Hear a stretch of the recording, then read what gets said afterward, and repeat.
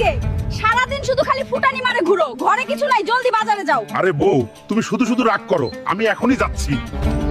আরে বাজার তো পরে করা যাবে, আগে বন্ধুদের সাথে একটু আড্ডা মাইরে আসি। বন্ধুরা কোথায় তোরা? আমি আইতাছি।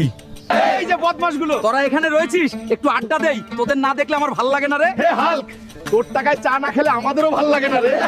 আর বলিস না রে, কি একটা বউ বাড়িতে আনছি রে ভাই, সারাদিন খালি খুনসুটি আর নানান ঝামেলা।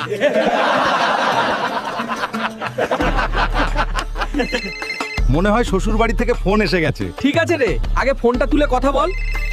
কেউ হালকো জামাইকে খবর দাও। না হলে আজকে আমরা বাঁচবো না রে। কি হয়েছে রে হাল্ক, কোনো সমস্যা নাকি? আমার শ্বশুরের শিয়ালে কামড় দিছে।